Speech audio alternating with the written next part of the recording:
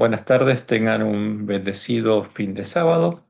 Y esta tarde de sábado vamos a estudiar la lección 6 de Lecciones de Josué acerca de la fe. Y el título es El enemigo interno. Y la historia de lo que aconteció con Acán y el pueblo de Israel es un tipo profético, un símbolo de lo que está sucediendo en nuestros días en medio de nuestra iglesia, en cumplimiento de lo que Dios anunció, dado que en nuestra iglesia habría sido introducido el anatema de la Gran Babilonia. ¿Y cuál es? Es la adoración de la abominación desoladora y del engañador y el testigo falso, el disfraz cristiano de Satanás, la adoración a Satanás y de los espíritus de demonios, lo cual sería la causa del estado de la odicencia del pueblo adventista, de las vírgenes dormidas, que se creen ricas y no saben cuál es su real condición es ni cuál es la causa de su estado, de su triste estado. Como leemos en el mensaje de Jesús al ángel de la Odisea, Apocalipsis 3, 14 al 20. Y escribe al ángel de la iglesia en la Odisea, a quien, a las vírgenes dormidas, a las que en nuestro tiempo es semejante al reino de los cielos. ¿Y qué dice Jesús? He aquí el amén, el testigo fiel y verdadero. Está hablando el santo, el verdadero Jesús, y no el engañador y el testigo falso, el otro Jesús. El principio de la creación de Dios dice esto: yo conozco tus obras, que ni eres frío ni caliente. Ojalá fuese frío o caliente, pero por cuanto eres tibio y no frío ni caliente, te vomitaré de mi boca. ¿Qué quiere decir esto? Voy a dejar de llamarte, porque Jesús está llamando al ángel de la Odisea. Porque tú dices, yo soy rico y me he enriquecido y de ninguna cosa tengo necesidad. ¿Tiene necesidad de Jesús? No, porque se cree rico, cree que lo conoce. Y no sabes que tú eres un desventurado, que no tienes la bendición de Dios, miserable, pobre, ciego y desnudo. Estás desnudo. Porque esa es la real condición de las vírgenes dormidas. Por tanto, dice Jesús, yo te aconsejo que de mí compres. ¿Y qué está diciendo? Y no compres lo que venden los lobos y los acanes en la Odisea, ¿m? Porque hay abominaciones dentro de la iglesia. Y dice, de mí compres oro refinado a fuego, que es el amor de Dios, el verdadero tesoro del corazón, para que seas rico y vestiduras blancas para vestirte, el verdadero manto de justicia de Cristo. Y que no se descubra la vergüenza de tu desnudez, porque el ángel de la Odisea está desnudo. Y unge tus ojos con colirio para que veas, porque estás ciego. Y Jesús sigue diciendo, yo reprendo y castigo a todos los que amo. Ahora te digo esto porque te amo. Y esta es la verdad, porque es el mensaje del testigo fiel y verdadero. Sé pues celoso y arrepiéntete. ¿De qué?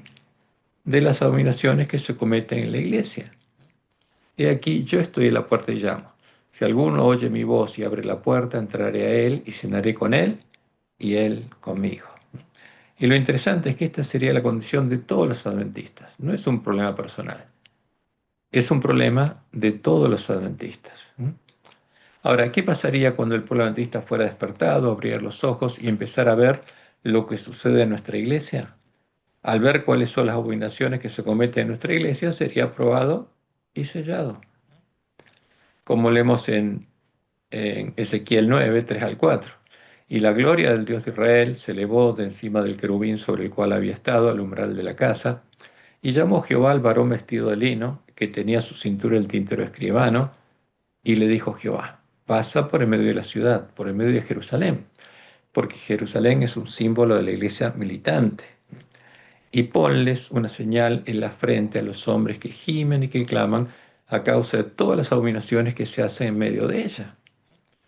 Y como dice Elena de White, en el tercer tomo de Testimonios, página 12 y 7, notemos con cuidado este punto. Aquellos que reciben la marca pura de la verdad, que el Espíritu Santo estampó en ellos, son los que se angustian y lloran por todas las abominaciones que se cometen en la iglesia. Porque Jerusalén en la profecía es un símbolo de la iglesia. Y esas abominaciones se estarían cometiendo ¿en qué iglesia? En nuestra iglesia, la única iglesia remanente. Y la próxima cita de la Review Angera, del 23 de septiembre de 1873, escribe ella, especialmente en la obra final de la Iglesia, en el tiempo del sellamiento de los 144.000, ¿qué cosa? Adventistas, que permanecerán sin mancha ante el trono de Dios, sentirán más profundamente los errores del pueblo elegido de Dios. ¿Por qué? porque las vírgenes se van a despertar, van a ver lo que está pasando y van a ser probadas. En este estudio vamos a mostrar parte de lo que sucede en nuestra iglesia, pero en primer lugar vamos a estudiar cuáles son los hechos que ocurrieron en medio del pueblo de Israel, el tipo de lo que sucede en nuestra iglesia. Y empezamos con la derrota de Israel ante los habitantes de Jai. Jehová le había dado claras instrucciones a su pueblo sobre las cosas que eran anatema o abominación a Jehová, como se las dio al pueblo adventista, y estas instrucciones no fueron obedecidas por algunos israelitas. Leemos Josué 7:1. Pero los hijos de Israel cometieron una prevaricación en cuanto al anatema, porque Acán, hijo de Carmi, hijo de Sabdi, hijo de Sera, de la tribu de Judá, tomó del anatema, y la ira de Jehová se encendió contra los hijos de Israel. Porque ¿qué hizo? Acán tomó el anatema y lo introdujo en medio del pueblo de Israel.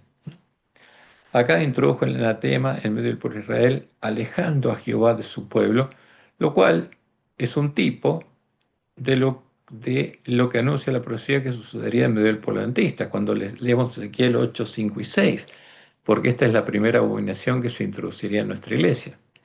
Y me dijo, hijo de hombre, alza tus ojos, ahora tus ojos hacia el lado del norte, hacia Babilonia, y hace mis ojos hacia el norte, y aquí al norte, junto a la puerta del altar, aquella imagen del celo en la entrada. Había introducido simbólicamente la imagen del celo, la imagen del dios de Babilonia. Me dijo entonces, hijo de hombre, ¿no ves lo que estos hacen, las grandes abominaciones que la casa de Israel hace aquí para alejarme de mi santuario? Pero vuélvete aún y verás abominaciones mayores. ¿Por qué se introducirían abominaciones? Porque Satanás sabía que la única forma de alejar a Jehová de su pueblo, como lo hizo en el pueblo de Israel, era introducir ídolos y que el pueblo de Israel adore esos ídolos, dejando de lado a Jehová.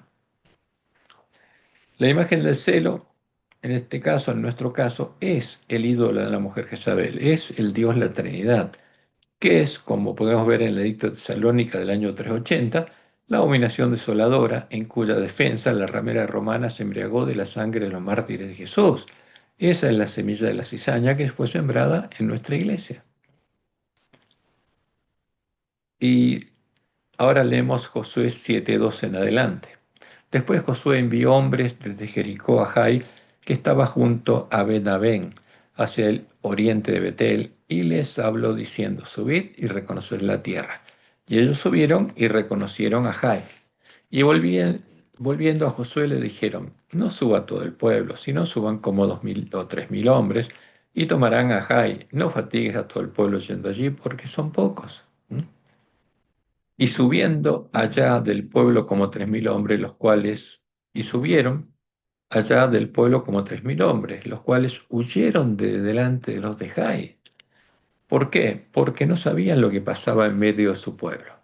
No sabía que había anatema y que Jehová no los estaba acompañando. Y los de Jai mataron de ellos a unos 36 hombres, y los siguieron desde la puerta hasta Sebarim, y los derrotaron en la bajada, por lo cual el corazón del pueblo desfalleció y vino a ser como agua. Entonces Josué rompió sus vestidos y se postró en tierra sobre su rostro delante del arca de Jehová hasta caer la tarde, él y los ancianos de Israel, y echaron polvo sobre sus cabezas. Y Josué dijo, Ah, Señor Jehová, ¿por qué hiciste pasar este pueblo el Jordán para entregarnos en las manos de los amorreos para que nos destruyan? Ojalá nos hubiéramos quedado al otro lado del Jordán. Ay, Señor, ¿qué diré yo que Israel, qué diré ya que Israel ha vuelto la espalda delante de sus enemigos? Porque los cananeos y todos los moradores de la tierra huirán y nos rodearán y borrarán nuestro nombre de sobre la tierra. Y entonces, ¿qué harás tú a tu grande nombre? Y Jehová dijo a Josué, levántate, ¿por qué te postras así sobre tu rostro? Israel ha pecado y aún han quebrantado mi pacto que yo les mandé, y también han tomado el anatema y hasta han hurtado, han mentido y aún lo han guardado entre sus enseres. Por esto los hijos de Israel no podrán hacer frente a sus enemigos, sino que delante de sus enemigos volverán la espalda, por cuanto han venido a ser anatema. ¿Quiénes? Los hijos de Israel eran anatema ahora. Ni estaré más con vosotros si no destruyereis el anatema de medio de vosotros. Entonces Israel había pecado, en medio de ellos estaba el anatema, el tipo de las abominaciones que se cometen en nuestra iglesia, y los hijos de Israel habían venido a ser anatema, como el ángel de la Odisea. ¿Podía estar Jehová en medio del anatema? No. Por eso el pueblo de Israel no podría enfrentar a sus enemigos. Y leo el versículo 13, Josué 7:13. Y le dice Jehová, levántate, santifica al pueblo y di, santificaos para mañana, porque Jehová, el Dios de Israel, dice así. Anatema hay en medio de ti, Israel. No podrás hacer frente a tus enemigos hasta que hayáis quitado el anatema de en medio de vosotros. Ahora, ¿quién es el enemigo interno en nuestro caso? Y es claro, la Biblia es clara, son Satanás, son los espíritus de demonios, son los lobos vestidos de ovejas y los sacanes, los mercenarios del pueblo adventista que por dinero harían la misma obra que hizo Balaam. Y leo en Testimonios para los Ministros, página 50, dice Elena, en el mundo existe solamente una iglesia que está actualmente en la brecha reparando el muro, reedificando las ruinas. El mundo entero está lleno de odio hacia los que proclaman que la ley de Dios está en vigencia. Y la iglesia leal a Jehová, la única iglesia leal a Jehová, que como ella lo escribió, no es una institución, sino son las personas leales a Jehová, debe sostener un conflicto no común, porque no tenemos lucha contra sangre y carne, sino contra principados, contra potestades, contra los gobernadores de las tinieblas de este siglo, contra huestes espirituales de maldad en las regiones celestes. Porque los que están en contra del pueblo de Dios son Satanás y los demonios, porque quieren impedir que el pueblo adventista cumpla su misión. Y además, como leemos el tercer tomo de Mensajes Selectos, página 454, dice ella, habrá aún entre nosotros mercenarios, o sea, que hagan la obra de Balaam, adventistas que hagan la obra de Balaam, y lobos con piel de oveja, siervos de la mujer Jezabel, que tratarán de persuadir al rebaño de Dios a que ofrezca sacrificios a otros dioses, a los dioses de la mujer Jezabel, a Baal, el señor de Babilonia, antes que a Dios, antes que a Jehová. Y después agrega ella, habrá espíritus seductores. ¿Y cuáles son los espíritus seductores? Los espíritus de demonios, el falso Espíritu Santo que hace a los hombres habitación de demonios y parte de la sinagoga de Satanás. El Espíritu Santo que habita en Roma. Y doctrinas de demonios, las doctrinas que les abren la puerta a estos espíritus en medio de la iglesia. Y estas influencias malignas aumentarán. Pero aferraos al comienzo de vuestra confianza y permaneced firmes hasta el fin. Porque Dios anunció todo lo que sucedería en nuestra iglesia y como lo anunció exactamente se está cumpliendo. Y Josué 7:14 dice lo siguiente, os acercaréis pues mañana por vuestras tribus, y la tribu que Jehová tomare se acercará por sus familias, y la familia que Jehová tomare se acercará por sus casas, y la casa que Jehová tomare se acercará por los varones. Y el que fuere sorprendido en el anatema será quemado él y todo lo que tiene, por cuanto ha quebrantado el pacto de Jehová y ha cometido maldad en Israel. Y esto es lo que sucederá en primer lugar con las plantas de cizaña con fruto. La cosecha es de hijos del diablo, hacedores de maldad, que Satanás habrá logrado tener en medio del pueblo adventista, como Jesús lo anunció en Mateo 13, 40 al 43. De manera que como se arranca la cizaña y se quema en el fuego, así será en el fin de este siglo, o sea, en el fin del tiempo de la iglesia militante, el fin del tiempo de gracia de las vírgenes, cuando se cierra la puerta a las vírgenes insensatas. Y sigue diciendo Jesús, enviará el Hijo del Hombre a sus ángeles y recogerán de su reino, de su iglesia, a todos los que sirven de tropiezo, a los siervos malos y a los que hacen iniquidad, a los que adoran a la imagen de la bestia, y los echarán en el horno de fuego. Allí será el lloro y el crujir de dientes. Entonces, después de este zarandeo, esta separación final, los justos, los sellados, resplandecerán como el sol en el reino de su Padre. ¿Por qué? Porque comienza el tiempo de angustia, el día de Jehová, y Dios derrama sobre ellos la lluvia tardía. Y agrega Jesús, el que tiene oídos para oír, oiga. Y seguimos leyendo ahora en Josué 7:16. José pues levantándose de mañana hizo acercar a Israel por sus tribus y fue tomada la tribu de Judá. Y haciendo acercar a la tribu de Judá fue tomada la familia de los de Sera. Y haciendo luego acercar a la familia de los de Sera por los varones fue tomado Zabde. hizo acercar su casa por los varones y fue tomado Acán, hijo de Carmi, hijo de Zabdi, hijo de Sera, de la tribu de Judá. Entonces Josué dijo a Acán: Hijo mío, da gloria a Jehová, el Dios de Israel, y dale alabanza, y declárame ahora lo que has hecho, no me lo encubras. Y Acán respondió a Josué diciendo: Verdaderamente yo he pecado contra Jehová, el Dios de Israel, y así he hecho. Pues vi entre los despojos un manto babilónico, muy bueno, y 200 siclos de plata, y un lingote de oro de peso 50 siclos, lo cual codicié y tomé, y he aquí que está escondido bajo tierra en medio de mi tienda, y el dinero debajo de ello. ¿Qué hizo? Tomó el anatema y lo introdujo en medio de Israel. Josué entonces envió mensajeros, los cuales fueron corriendo a la tienda, y aquí estaba escondido en su tienda, y el dinero debajo de ello. Y tomándolo de en medio de la tienda, lo trajeron a Josué y a todos los hijos de Israel, y lo pusieron delante de Jehová. Entonces Josué y todo Israel con él tomaron a Acán, hijo de Sera, el dinero, el manto, el lingote de oro, sus hijos, sus hijas, sus bueyes, sus asnos, sus ovejas, su tienda y todo cuanto tenía, y lo llevaron todo al valle de Acor. Y le dijo Josué: ¿Por qué nos has turbado? Túrbete Jehová en este día. Y todos los israelitas los apedrearon y los quemaron después de apedrearlos. Y levantaron sobre él un gran montón de piedras que permanece hasta hoy. Y Jehová se volvió del ardor de su ira. Y por esto aquel lugar se llama el Valle de Acor hasta hoy. ¿Qué pasó? Murió Acán y su familia, que sabía lo que había hecho. Entonces los hijos de Israel podrían enfrentar a sus enemigos en la batalla, como lo podrán hacer los 144.000 sellados del pueblo adventista al comenzar el tiempo de angustia. Porque ahora el pueblo adventista está en una condición triste, que no puede enfrentar a los enemigos de Dios. Y Josué 8.1 empieza así. Dijo Jehová a Josué: No temas ni desmayes, toma contigo toda la gente de guerra y levántate y sube a Jai. Mira, yo he entregado en tu mano al rey de Jai, a su pueblo, a su ciudad y a su tierra. Ahora, lo mismo pasará con la gran Babilonia, que será vencida en la batalla de Armagedón, la batalla para salvar al pueblo de Dios que se encuentra cautivo en medio de ella. Y como leemos en Apocalipsis 16, 15 y 6, Jesús dice, después de anunciarnos la formación de Triple Alianza: aquí yo vengo como ladrón, o sea, vengo como ladrón en la noche aquí a buscar a los que estén preparados. Bienaventurado el que vela y guarda sus ropas para que no ande desnudo y vean su vergüenza, porque este es un mensaje al ángel de la Odisea. Y los reunió a quienes a los que estaban preparados en el lugar que en hebreo se llama Armagedón, Monte de Megido. En el monte que está en el valle de Megido es el monte Carmelo, donde Elías se enfrentó a los profetas de Baal.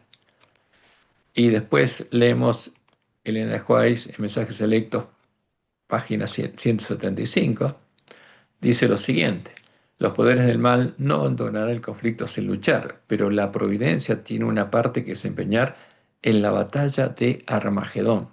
Cuando la tierra esté iluminada con la gloria del ángel de Apocalipsis 18, los elementos religiosos, buenos y malos, despertarán de su sueño y los ejércitos del Dios viviente irán a la batalla. ¿A quién? A liberar a el pueblo de Dios que está cautivo en Babilonia. ¿Y qué va a pasar? Todos los reyes de la tierra se van a unir a la bestia y, como dice Apocalipsis 17:14, pelearán contra el Cordero y el Cordero los vencerá. Porque Él es, el verdadero Jesús, es Señor, Señor y Rey de Reyes, es Jehová. Y los que están con Él son llamados y elegidos y fieles. Porque el que actúa en el día de Jehová es Jehová. Y sigo en Josué 8:2.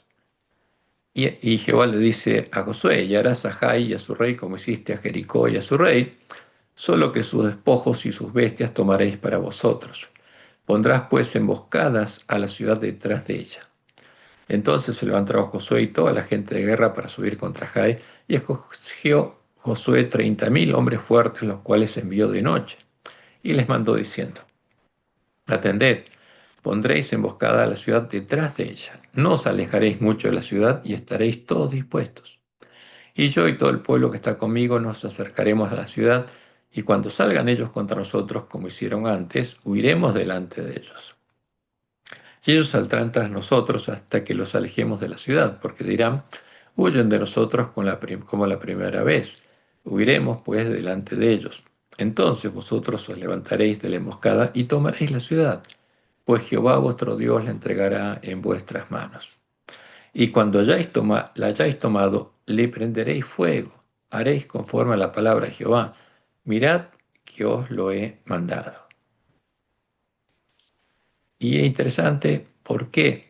Porque el paralelo es muy claro, porque lo mismo sucederá a la Gran Babilonia y al príncipe de Tiro. ¿Mm?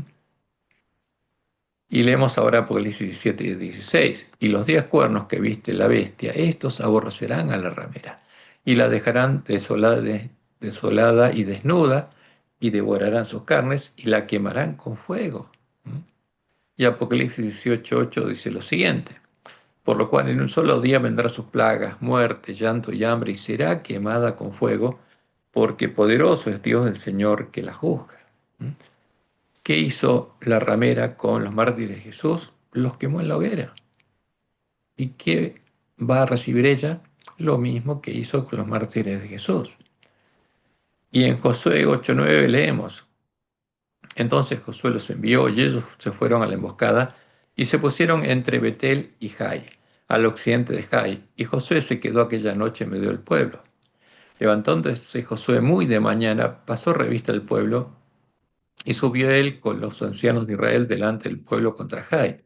Y toda la gente de guerra que con él estaba subió y se acercó, y llegaron delante de la ciudad y acamparon al norte de Jai, y el valle estaba entre él y Jai.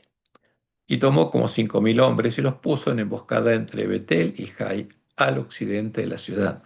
Así dispusieron el pueblo, todo el campamento al norte de la ciudad y su emboscada al occidente de la ciudad. Y Josué avanzó aquella noche hasta la mitad del valle. Y aconteció que viéndolo el rey de Jai, él y su pueblo se apresuraron y madrugaron. Y al tiempo señalado, los hombres de la ciudad salieron al encuentro de Israel para combatir frente al Arabá, no sabiendo que estaba puesta emboscada a espaldas de la ciudad.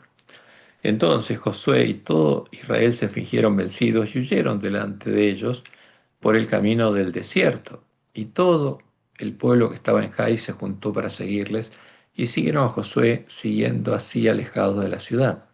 Y no quedó hombre en Jai ni en Betel que no saliera tras de Israel, y por seguir a Israel dejaron la ciudad abierta.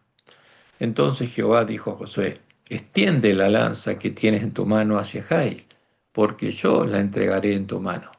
Y Josué extendió hacia la ciudad la lanza que en su mano tenía. Y levantándose prontamente de su lugar, los que estaban en la emboscada corrieron luego que él alzó su mano y vinieron a la ciudad y la tomaron y se apresuraron a prenderle fuego. Y los hombres de Jai volvieron el rostro y al mirar, he aquí que el humo de la ciudad subía al cielo y no pudieron huir ni a una parte ni a otra, porque el pueblo que iba huyendo hacia el desierto se volvió contra los que los seguían. Y Josué y todo Israel, viendo que los de la emboscada habían tomado la ciudad y que el humo de la ciudad subía, se volvieron y atacaron a los de Jai. Y los otros salieron de la ciudad a su encuentro, y así fueron encerrados en medio de Israel, los unos por un lado y los otros por el otro. Y los hirieron hasta que no quedó ninguno de ellos que escapase. Pero tomaron vivo al rey de Jai y lo trajeron a Josué. Y cuando los israelitas acabaron de matar a todos los moradores de Jai en el campo y en el desierto, a donde los habían perseguido, y todos habían caído a filo de espada hasta ser consumidos, todos los israelitas volvieron a Jai y también le hirieron a filo de espada. Y el número de los que cayeron aquel día, hombres y mujeres, fue de 12.000, todos los de Jai. Porque Josué no retiró su mano que había extendido con la lanza hasta que hubo destruido por completo a todos los moradores de Jai. Pero los israelitas tomaron para sí las bestias y los despojos de la ciudad, conforme a la palabra de Jehová que le había mandado a Josué. Y Josué tomó a Jai y la redujo a un montón de escombros, asolada para siempre hasta hoy. Y el rey de Jai lo colgó de un madero hasta caer la noche. Y cuando el sol se puso, mandó Josué que quitasen del madero su cuerpo y lo echasen a la puerta de la ciudad y levantaron sobre él un gran montón de piedras que permanece hasta hoy. Y esa era una costumbre, como Dios le mostró a Moisés, e hizo que hiciera una serpiente de bronce y la clavara en un madero, en un palo. Porque así murió Jesús. No murió en la cruz, porque una cruz era un símbolo sagrado para los paganos. Y jamás clavarían un ladrón en una cruz, porque sería un sacrilegio. Ahora, la cruz vino después de que Satanás le mostró a Constantino su visión y que el año 382 después de Cristo, el Papa Dámaso le diera la orden a San Jerónimo, a Jerónimo Estridón, de crear la Biblia católica. Y ahí apareció la cruz en nuestras Biblias. Pero a Jesús realmente lo colgaron en un madero, en un palo, lo clavaron en un palo, como los ladrones, y no en una cruz. Y ahora vamos a ver justamente por qué. Entonces ahora, después de ver lo que pasó en Jai, vamos a analizar cuáles son las abominaciones que se cometen en nuestra iglesia. Cuando llamó a el pueblo adventista, a las vírgenes que en 1844 salieron a recibir al esposo, Jehová las separó de las iglesias caídas en manos de Satanás, que se habían convertido en parte del falso profeta del Apocalipsis, y les indicó al pueblo adventista que no se volvieran a unir a ellas, ya que ellas se habían transformado en el antitipo de las mujeres amorreas que fornicaron con los hijos de Israel en Sittim, y les hicieron adorar a sus dioses, a Baal peor, dado que los israelitas que lo hicieron no entraron a Canaán. Y lo mismo pasaría con los adventistas que lo hicieran.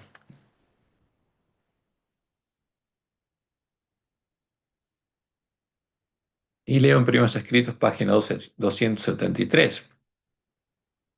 Dice Elena, vi que desde que el segundo ángel proclamara la caída de las iglesias, éstas se han estado volviendo cada vez más corruptas. Satanás ha tomado plena posesión de las iglesias en conjunto.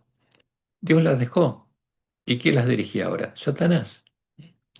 Vi que desde que Jesús dejó el lugar santo, el santuario celestial, y entró detrás del segundo velo, las iglesias han estado llenándose de toda inmunda y aborrecible.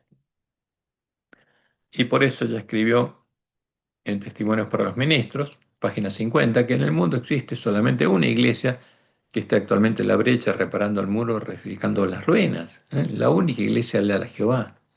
Y que contra esta iglesia estaban en contra de ¿quién? Las huestes espirituales de maldad, Satanás y los demonios, buscando impedir que el pueblo antiista cumpla su misión. Y en Primeros Escritos, página 249, Dios le mostró lo siguiente. Dice, ya vi que estos que aguardaban no habían sido todavía probados como debían serlo, no estaban exentos de errores, porque los adventistas, muchos creen que los pioneros no tenían errores, pero eso es un error, estaban llenos de errores. Y vi la misericordia y bondad que Dios manifestaba al mandar a los habitantes de la tierra una amonestación y mensajes repetidos para inducirles a escudriñar diligentemente su corazón y a estudiar las escrituras, a fin de que pudieran despojarse de los errores que les habían transmitido los paganos y los papistas. ¿A quiénes? A todos los adventistas, incluyendo a Elena de White. Mediante estos mensajes, Dios ha estado sacando a su pueblo a donde puede lograr en su favor con mayor poder y donde puedan ellos guardar todos sus mandamientos. ¿Qué estuvo haciendo Dios? Separándolo de las iglesias caídas. Y después, en otra cita que encontramos en Testimonios para la Iglesia, tomo 5, página 431, dice Elena, Dios ha llamado a su iglesia en este tiempo como llamó al antiguo Israel para que se destaque como luz en la tierra por la poderosa cuña de la verdad, y lo define, los mensajes de los ángeles primero, segundo y tercero, la ha separado de las iglesias y del mundo. ¿Qué hizo Dios con el pueblo antista? Lo separó de las iglesias y del mundo para colocarla en sagrada proximidad a sí mismo. Le ha hecho depositaria su ley y le ha confiado las grandes verdades de la profecía para este tiempo. ¿Por qué? Porque Dios quería tener con el pueblo antista la misma relación que tuvo en el desierto con Israel. Como los santos oráculos confinados al antiguo Israel, son un sagrado cometido que ha de ser comunicado al mundo. Y ahora agrega Elena, los tres ángeles de Apocalipsis 14 representan ¿a quién?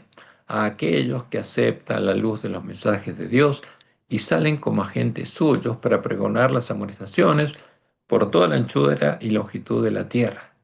Cristo declara a los que le siguen, sois la luz del mundo. ¿Quiénes? Los que prediquen plenamente el mensaje de los tres ángeles. A toda alma que acepta a Jesús, la cruz del Calvario le dice, he aquí el valor de un alma, id por todo el mundo, predicad el Evangelio a toda criatura. Y agrega Elena, no se ha de permitir que nada estorbe esta obra. Es una obra de suma importancia para este tiempo y ha de ser tan abarcante como la eternidad. ¿Mm? ¿Quién buscaría impedirlo? Satanás. Y lo logró. Ahora, pero no lo lograría definitivamente. Y agrega Elena, y esta es la promesa de Dios, el amor que Jesús manifestó por las almas de los hombres en el sacrificio que hizo por su redención, porque él tenía el amor de Dios en el corazón, impulsará a todos los que le sigan, porque todos los sellados, los que tendrán el nombre de Jehová escrito en la frente, es porque tendrán el amor de Dios en el corazón, el mismo amor que tuvo Jesús. Ahora, ¿qué buscarían hacer Satanás y sus siervos, los lobos vestidos de adventistas? Buscarían hacer que el pueblo adventista siguiera el camino de las iglesias caídas en manos de Satanás, el camino de la apostasía, y que, como Israel en Sittim, buscara la amistad de las iglesias caídas, del mismo modo en el que las iglesias protestantes caídas buscarían la amistad de Roma y se unirían a ella en puntos comunes de doctrina, dogmas comunes, para adorar junto a ella al dragón, llamándolo Dios y Cristo. Y ahora leo Eventos de los Últimos Días, página 159. Dice Elena, nos acercamos al fin de la historia de esta tierra y Satanás está trabajando como nunca antes. Procura actuar como director del mundo cristiano. Trabaja con una intensidad asombrosa mediante sus milagros mentirosos. Se representa a Satanás como un león rugiente que anda rondando en busca de quien devorar. Y agrega, desea abarcar a todo el mundo en su confederación. ¿Qué le faltaba? Roma, la Iglesia de Roma, la Iglesia Universal o Católica Imperio Romano, no, nunca fue parte de la Iglesia de Cristo. ¿Mm? Son las tropas que levantó Constantino, uniendo a la mujer Isabel, la religión pagana de Roma, y los apóstatas, la Iglesia primitiva, que hicieron la obra de Balaam. Y las iglesias protestantes caídas, que eran parte de la Iglesia de Cristo, cayeron en manos de Satanás. Ahora, ¿qué le faltaba a Satanás? Solo faltaba la Iglesia adventista. Y estaba buscando unir a la Iglesia adventista a su confederación. Ocultando la deformidad bajo el mando del cristianismo, se arroga los atributos de un cristiano. ¿Y qué pretende Satanás? Pretende ser Cristo mismo. Porque Satanás es el Jesús que va a venir cuando llegue el fin. Es la abominación asoladora de la que habló el profeta Daniel. Y después, en el conflicto de los siglos, página 433, dice Elena, se dice que Babilonia es madre de las rameras. Sus hijas deben simbolizar las iglesias que se atienen a sus doctrinas y tradiciones y siguen su ejemplo, sacrificando la verdad y la aprobación de Dios para formar alianza ilícita con el mundo. Y esto es lo que está haciendo la iglesia adventista ahora. Además, agrega ella, en el capítulo 18 del Apocalipsis se exhorta al pueblo de Dios a que salga de Babilonia. Según este pasaje de la Escritura, muchos del pueblo de Dios deben estar aún en Babilonia. ¿Y en qué comunidades religiosas se encuentra actualmente la mayoría de los discípulos de Cristo? Sin duda alguna, en las varias iglesias que profesan la fe protestante. Al nacer, esas iglesias se decidieron noblemente por Dios y la verdad, y la bendición divina les acompañó. Pero esas iglesias cayeron, víctimas del mismo deseo que causó la maldición y la ruina de Israel. ¿Cuál? El deseo de imitar las prácticas de los impíos y buscar su amistad. Y cita después Ezequiel 16, 14 y 15, pusiste tu confianza en tu hermosura y te prostituiste a causa de tu renombre. Ahora, ¿pasaría eso con la iglesia adventista? Pasó con las iglesias protestantes caídas y Satanás buscaría que pase con la iglesia adventista. Y agrega Elena en Eventos de los Últimos Días, página 133. No podemos ver cómo la iglesia romana puede exonerarse de la acusación de idolatría, en que es idólatra, que adora un ídolo. Y esta es la religión, o sea, la adoración del mismo ídolo, que los protestantes están comenzando a considerar tan favorablemente y que eventualmente se unirá con el protestantismo. Entonces, cuando viéramos la unión entre la bestia y el falso profeta en puntos comunes de doctrina, ahí veríamos cuál es la imagen de la bestia de la que habla la profecía del Apocalipsis. Y agrega Elena, después del conflicto de los siglos, página 498, cuando las iglesias principales de los Estados Unidos, uniéndose en puntos comunes de doctrina, dogmas comunes, influyen sobre el Estado para que impongan los decretos y las instituciones de ellas, Entonces la América protestante habrá formado una imagen de la jerarquía romana.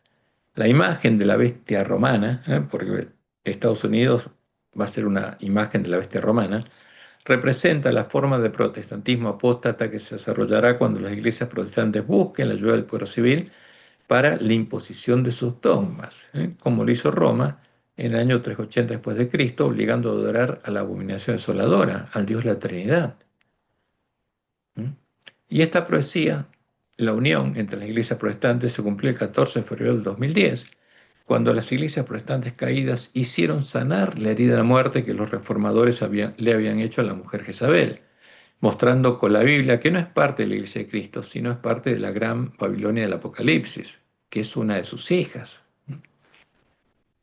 Y el 14 de febrero del 2010 en Roma fue publicado esto por protestantes y los católicos, y anunciaron que durante 3 días se celebró en el Vaticano un encuentro ecuménico internacional con el título Cosechando los frutos. ¿De qué? Del movimiento ecuménico, porque hacía 40 años estaban en diálogo ecuménico.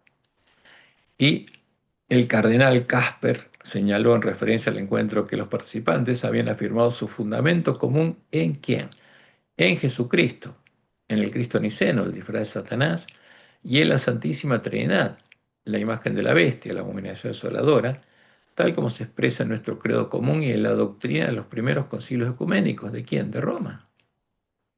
Entonces, ¿qué pasó con el principio de sola escritura? A la basura. Tiraron a la basura toda la reforma y se unieron de nuevo a Roma y aceptaron la autoridad de Roma para definir doctrina. Y propuso transformarlo en un ecumenismo básico que identifique, refuerce y profundice el fundamento común, que es la arena. ¿Mm? Y también indicó que el Vaticano tiene que esforzarse por explicar mejor a otras confesiones la postura católica de que la Iglesia Católica es la Iglesia de Cristo y que la Iglesia Católica es la verdadera Iglesia. La Iglesia Católica es la Iglesia de quién? De Satanás, y llama a Cristo a Satanás. Ahora, y los protestantes a unirse a Roma y al adorar al Jesucristo y la Santísima Trinidad definidos en los concilios ecuménicos de Roma, ¿a quién adoran? A Satanás. Y aquí quedó definido claramente cuál es la imagen de la bestia de la que habla el profecía del Apocalipsis, la que adorarían juntos la bestia y el falso profeta. ¿Mm? Ahora, ¿qué nos muestra claramente este evento profético con el que se desplegó el rollo? Nos muestra cuál es la imagen de Satanás, la imagen de la bestia, a la que adoran juntos la bestia y el falso profeta, y el mensaje del tercer ángel nos amonesta a no adorar. Y leemos lo que escribió Elena de White el 2 de marzo de 1899. Dice: la luz que tenemos acerca del mensaje del tercer ángel es la luz verdadera. La marca de la bestia es exactamente lo que se ha proclamado que es. Y agrega: todavía no se comprende todo lo relacionado con este asunto, y no se comprenderá plenamente hasta que se despliegue el rollo, hasta que se cumpla la profecía. Y ahí comprenderíamos el pleno significado del mensaje del tercer ángel. Pero se llevará a cabo una obra de gran solemnidad en nuestro mundo. ¿Y qué dice Apocalipsis 19:20? Y la bestia fue apresada, y con ella el falso profeta, que había hecho delante de ella las señales con las cuales había engañado a los que recibieron la marca de la bestia y habían adorado ¿a qué cosa? Su imagen. La imagen a la que adora en común con el falso profeta, el disfraz cristiano, Satanás y los demonios, al Jesús y a la Trinidad definidos en los concilios ecuménicos de Roma, porque esa es la imagen de la bestia. Estos dos fueron lanzados vivos dentro de un lago de fuego que arde con azufre. ¿Mm? Y el tercer ángel lo siguió diciendo a gran voz: si alguno adora a la bestia y a su imagen, al Dios común de la bestia y el falso profeta, al dragón, y recibe la marca en su frente o en su mano, y llega a ser parte de la simiente de la serpiente, él también beberá del vino de la ira de Dios que ha sido vaciado puro en el cáliz de su ira. ¿Y quiénes lo van a ver? Los que adoran a la bestia y a su imagen. ¿A quién? Al Cristo niceno y a la Trinidad. Ni nadie que reciba la marca de su nombre, que sea un hijo del diablo. Ahora, esto es muy claro. Estos hechos nos muestran claramente que la imagen de la bestia de la que habla el mensaje del tercer ángel es la Trinidad y es el Cristo niceno, el Jesús definido en los concilios de Roma. Y esta unión se hizo en el 2010 ¿Por qué? Porque Satanás podría haberlas unido a Roma en cualquier momento a partir de 1844, porque él tenía plena posesión de las iglesias caídas, pero tenía un plan global y ese plan necesitaba que en primer lugar uniera al pueblo adventista a las iglesias caídas, antes de unirlas a ellas a Roma en puntos comunes de doctrina. Necesitaba que el pueblo adventista empezara a adorar a la imagen de la bestia, la imagen del celo, antes que sanara la herida de muerte de la mujer Jezabel, para que cuando sanara la herida de muerte, toda la tierra se maravillara en pos de la bestia y lo adorara a él y a los demonios. Satanás necesitaba que la gran Babilonia le diera a beber del vino, el furor de su fornicación con el dragón, a la única nación que no lo había bebido, y que el mensaje del segundo ángel volviera a ser verdad presente, antes de unir a las iglesias caídas en puntos comunes de doctrina. ¿Para qué? Para que el pueblo adventista no se despertara, estuviera bien dormido y no se diera cuenta de lo que estaba pasando. Y leemos el conflicto de los siglos, página 440 y 441. La caída de Babilonia no será completa sino cuando la iglesia, ¿qué iglesia? La iglesia adventista, la única iglesia que era leal a Jehová y parte del plan de Dios, se encuentra en este estado y la unión de la iglesia con el mundo se haya completado, consumado en toda la cristiandad. El cambio es progresivo y el cumplimiento perfecto, Apocalipsis 14:8, está aún reservado para lo porvenir. ¿Mm? ¿Y qué dice Apocalipsis 13:3 y 4? Vi una de sus cabezas como herida de muerte, pero su herida mortal fue sanada y se maravilló toda la tierra. Y la tierra es donde está el pueblo de Dios, y no el mar. Las iglesias caídas son parte del mar.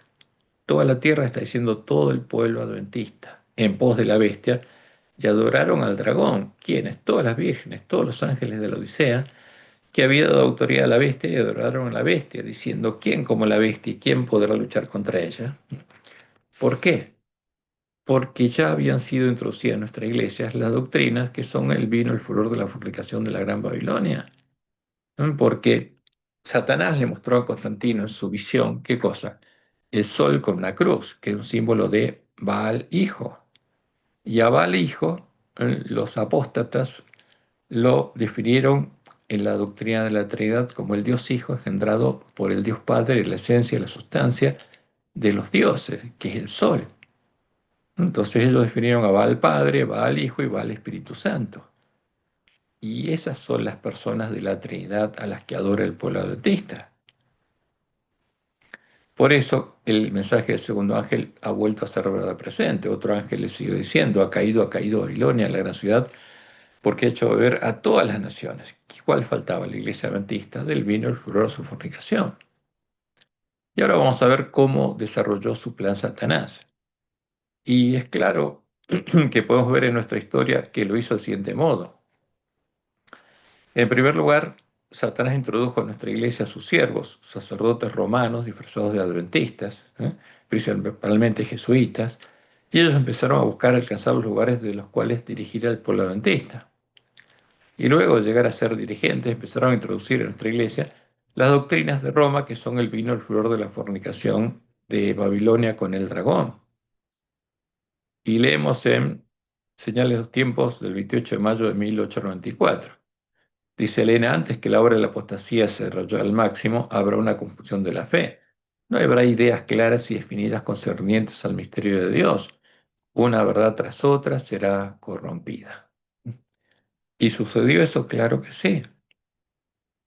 Y luego, los lobos, siendo dirigentes de la Iglesia Adventista, establecieron un diálogo ecuménico con sus compañeros que dirigían las iglesias caídas en manos de Satanás, buscando que ellas reconocieran a la Iglesia Adventista como una iglesia hermana, como una nueva hija de la Gran Babilonia, para lo cual debía compartir con ellas sus principales puntos de doctrina, el vino de Babilonia, las cuales fueron reflejadas en 1957 en el libro publicado por 4 dirigentes de la Iglesia Adventista, y que, ¿cómo se llama el título? Questions on Doctrine, o respuesta a preguntas sobre doctrina. La respuesta que ellos dieron a quiénes, a las iglesias protestantes. Y acá este slide fue tomado de un estudio que hizo uno de nuestros teólogos sobre el desarrollo de estas doctrinas. Y este es un profesor de la Universidad Adventista del Plata. ¿Y qué escribió? Fromm Leroy Froome, fue uno de los que más contribuyó en la preparación de Questions on Doctrine. Admiraba profundamente a Daniels, que era su mentor, otro lobo, a quien consideraba como su mentor espiritual y profesional. En línea con el acercamiento al mundo evangélico que promovía, y que hizo Dios, no separó el pueblo de las iglesias caídas. ¿Y qué promovía Froome? Unirnos a las iglesias caídas. ¿Era siervo de Dios o de Satanás? Obviamente siervo de Satanás.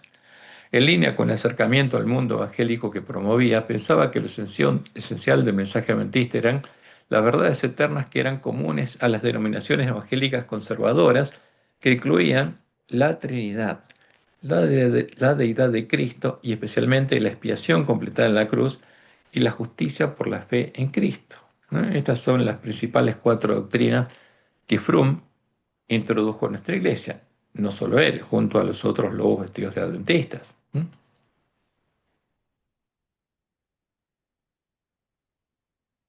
¿Y qué son estas doctrinas? Son parte del vino de Babilonia y son las doctrinas que son el fundamento del falso profeta. Ahora, ¿qué es la Trinidad?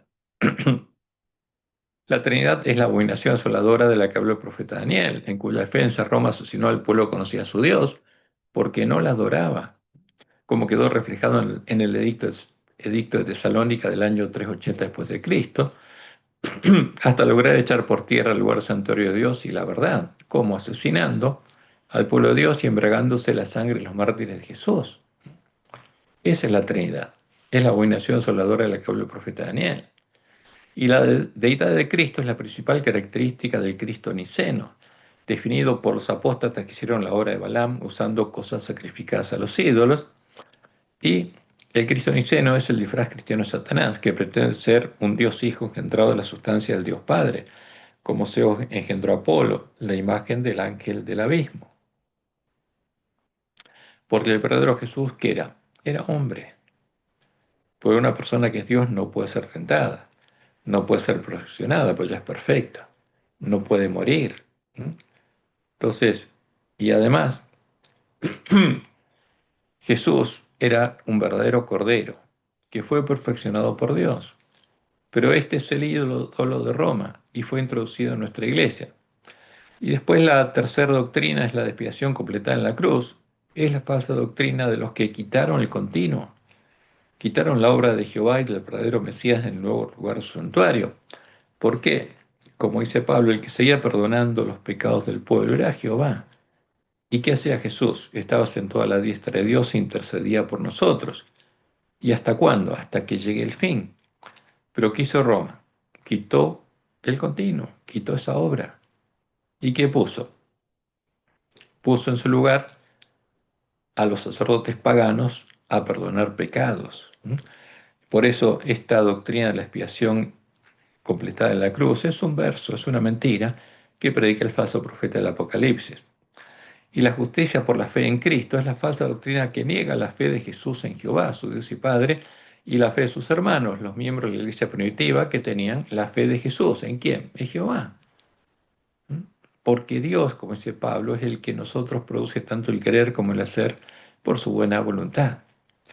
Pero, ¿quiénes creen en el Cristo niceno? Los jesuitas, los lobos vestidos de ovejas que están en medio del pueblo adventista y buscan que el pueblo adventista crea, ¿eh?, que tiene justamente, es justificado por la fe en el Cristo niceno, que es la imagen de Satanás. Por eso estas doctrinas son el vino de Babilonia introducido en nuestra iglesia. Y como Dios le mostró a Mil en su sueño profético, es la suciedad y la basura que Él tendría que barrer de nuestra iglesia. Y como docentes en nuestras facultades de teología, los lobos empezaron a enseñar estas falsas doctrinas a los futuros teólogos adventistas, que con el tiempo llegaron a ser dirigentes del pueblo adventista. Y el objetivo de Satanás y los lobos vestidos de adventistas era llegar a establecer un credo en el que incluirían las doctrinas que son el vino de Babilonia, para después empezar a hacer la misma obra que hicieron las iglesias caídas de manos de Satanás, en forma contraria a lo establecido por nuestros pioneros al que constituir la organización de la iglesia adventista. ¿Qué escribieron ellos en el acta, que es equivalente a la ley fundamental de la iglesia adventista, que es la constitución de la iglesia adventista? Y lo leemos en 1 Bio 453, párrafo 2 y 454, párrafo 3. ¿Y qué escribieron? El primer paso a la apostasía es levantar un credo. Eso es el primer paso a la apostasía, porque levanta un credo, empieza a legislar en la iglesia como si fuera Dios, diciéndonos lo que debemos creer. El segundo es hacer del credo una prueba de fe. El tercero es juzgar a los miembros por el credo.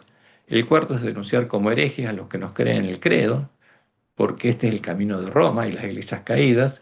Y el quinto, comenzar una persecución contra ellos, como hizo Roma con los que no creían en la Trinidad. Y terminan diciendo un credo y los dones del Espíritu estarían en directa oposición. ¿Cuál es nuestra posición como pueblo? La Biblia es nuestro credo. Rechazamos todo lo que tenga la forma de un credo humano. Tomamos la Biblia y los dones del Espíritu, abrazando la fe que de ese modo el Señor nos enseñará de tiempo en tiempo. Y en esto nosotros tomamos una posición contraria a la formación de un credo. No estamos tomando ningún paso en lo que estamos haciendo para convertirnos en Babilonia, ¿no?